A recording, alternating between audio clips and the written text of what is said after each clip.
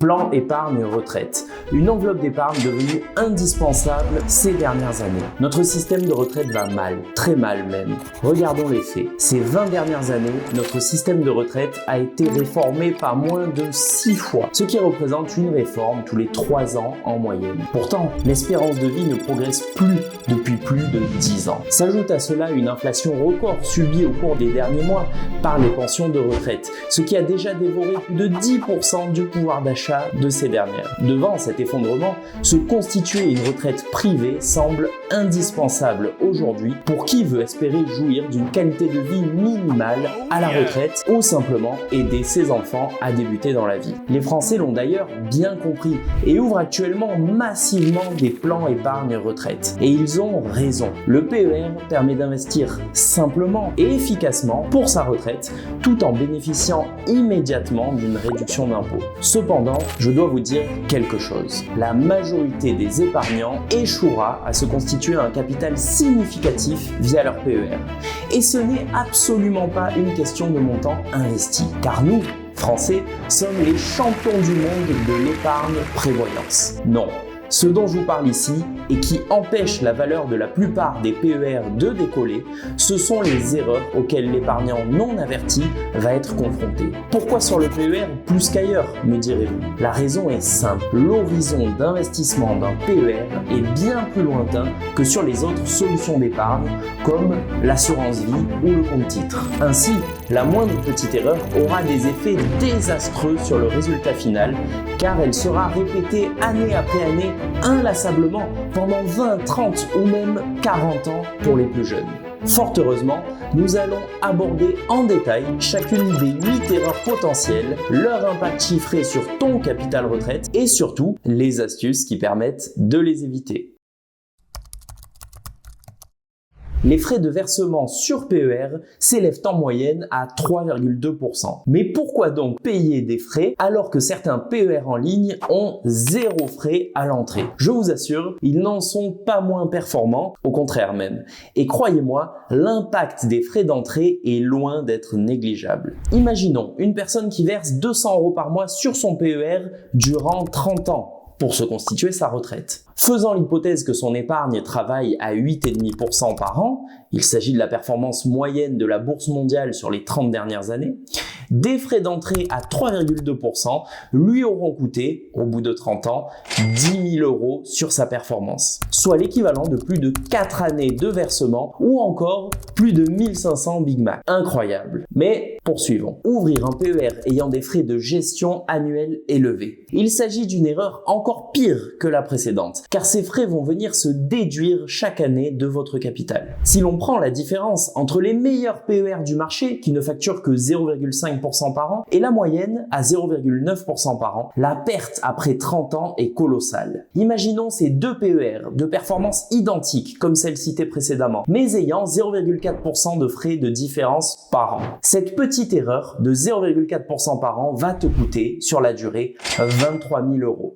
Cela représente quasiment 10 années de versement sur PER ou encore plus de 1000 repas pris au restaurant. C'est énorme. En effet, les frais facturés année après année sont autant d'argent qui ne produit pas d'intérêt les années suivantes. Si cela ne se sent pas les premières années, la différence au bout de 30 ans est colossale, comme tu peux le constater. Et encore, j'ai pris les frais d'un contrat moyen sur le marché. Je te laisse imaginer les résultats avec les pires contrats que tu peux trouver, notamment en banque physique. Ouvrir un PER chez un courtier n'ayant pas les bons supports disponibles. Cette erreur est un peu plus subtile que la précédente.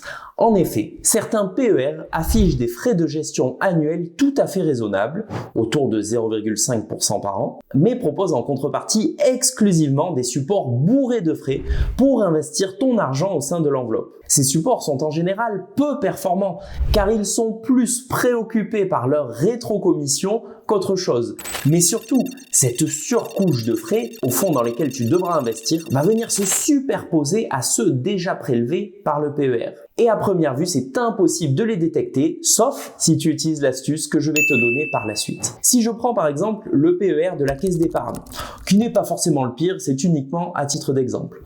On voit que les frais de gestion s'élèvent à 0,6% par an.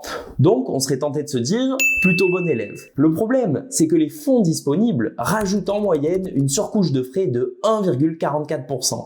Au final, en cumulant les deux, on se retrouve avec des frais annuels totaux à plus de 2%. Si l'on reprend les mêmes hypothèses que précédemment, on obtient une différence, accroche-toi bien, de 65 000 € entre les deux PER au bout de 30 ans. C'est une somme équivalente à la totalité des versements effectués au cours de tes 30 années d'économie. Dit autrement, cela représente plus de 350 ans d'abonnement consécutif à Netflix. Une astuce pour repérer ces contrats maintenant. Il faut absolument que le PER que tu choisisses dispose d'un fonds passif de type ETF Monde ou S&P 500 à faible frais, c'est-à-dire inférieur à 0,4% par an parmi les supports. Si tu ne sais pas comment trouver cette information en pratique, je t'ai fait un comparatif des meilleurs PER du marché.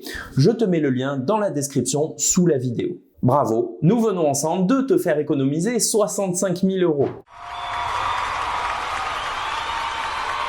En échange, la seule chose que je te demanderai, c'est un petit commentaire de remerciement sous la vidéo. Et bien sûr, si le contenu t'a plu, abonne-toi à la chaîne pour toujours plus de contenu similaire.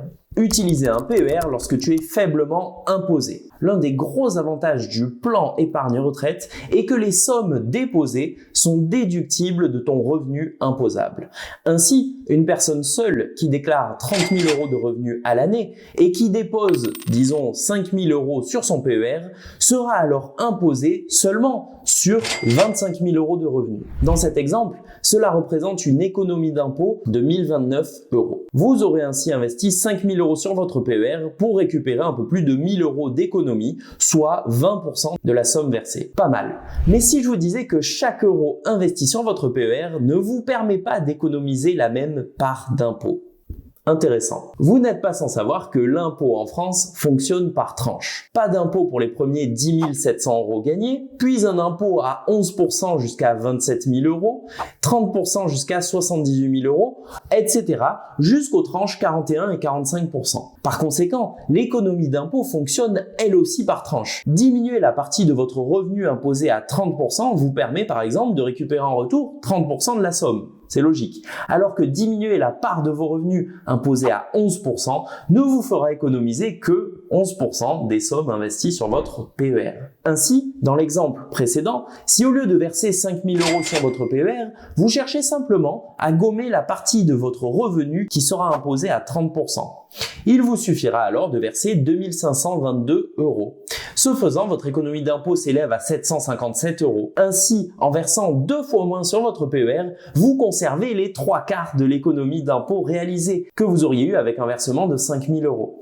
C'est cette technique qui te donnera vraiment un résultat optimisé. Et les 2 500 € non utilisés seront plutôt envoyés vers une assurance vie, un compte titre ou un PEA qui sont des enveloppes beaucoup moins contraignantes que le plan épargne retraite. D'ailleurs, on ne va pas se mentir, si votre revenu est inférieur à 27 000 €, vous n'avez aucun intérêt à effectuer des versements sur votre PER, car l'économie d'impôt est trop faible. Pour connaître la somme optimisée à envoyer sur votre PER, je vous mets le lien d'un simulateur dans la description sous la vidéo. Souvenez-vous, gommez tous les revenus sur la tranche de 30% et au-delà, mais surtout rien en dessous. Une autre erreur va être de verser plus que ton plafond déductible. Une grande force du PER est la déductibilité des sommes versées de tes impôts.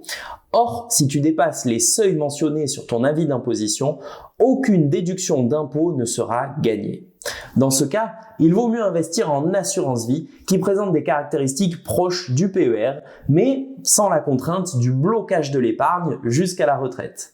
Ainsi, ouvrir un PER d'un côté et une assurance vie de l'autre est clairement la démarche qui permet d'optimiser vos placements. Donc, il ne faut pas hésiter à le faire. À ce titre, vous trouverez les liens des assurances vie et PER que j'utilise personnellement dans la description sous la vidéo. Actuellement, vous avez des bonus offerts pour toute ouverture, donc n'hésitez pas à en profiter.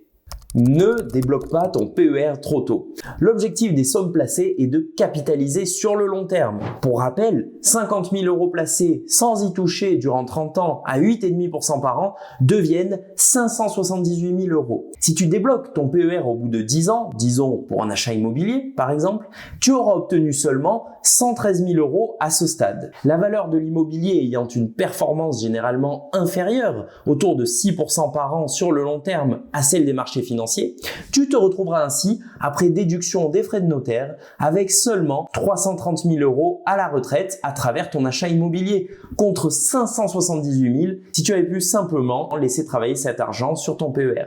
Ne coupe pas l'arbre que tu as planté avant même qu'il ait donné ses fruits. Autre erreur à éviter, tu viens d'arriver à l'âge de la retraite. Il est donc temps de sortir l'argent de ton PER. Je t'en prie, ne sors pas sous forme de rente, mais récupère directement ton capital à la place. Une sortie sous forme de rente te fera abandonner toutes les sommes accumulées sur ton PER en échange d'une rente à vie. Si cela peut sembler attrayant, ce dernier mode de sortie supporte très souvent des frais supplémentaires, même dans les meilleurs contrats. Donc, sors ton argent et gère-le toi-même, ce n'est pas si difficile, surtout si tu es à la retraite. Enfin, il est intéressant d'ouvrir plusieurs PER. Pourquoi ? Simplement, 30 ans, c'est très long et bien malin est celui qui peut prédire quel plan d'épargne retraite actuel sera le plus performant dans 30 ans. Toujours pareil, tu as plus de chances d'obtenir une belle ombre et des fruits en masse si tu plantes 2 ou 3 arbres à l'origine que si tu te contentes d'un seul en espérant qu'ils deviennent forts et produisent beaucoup de fruits dans 30 ans. De la même façon, tu peux avoir plusieurs PER. Tu peux même diriger une partie de ton épargne régulière sur chacun d'eux. La seule contrainte est que le total de ces versements sur PER ne devra pas dépasser ton plafond déductible pour ne pas perdre l'avantage fiscal. Ainsi, si tu as un PER dans ta banque classique, pourquoi ne pas en ouvrir un en ligne pour optimiser et multiplier tes chances de passer une belle retraite millionnaire dans quelques années. Tous les liens des PER que j'utilise ainsi que mes codes parrainage sont dans la description sous la vidéo. Si tu utilises mon code parrain, nous gagnerons tous les deux un petit bonus. Je t'en remercie grandement par avance. Maintenant que tu connais les 8 erreurs à éviter avec ton PER, je te propose de vraiment passer à la vitesse supérieure avec ce dernier. Pour cela, je te propose un plan en 4 étapes avec pour objectif d'atteindre 1 million d'euros sur ton PER à ton départ à la retraite. Tu verras, je te démontre par calcul que c'est tout à fait atteignable pour Monsieur Tout-le-Monde. Que tu en sois convaincu ou pas, appuie sur la vidéo pour voir comment faire.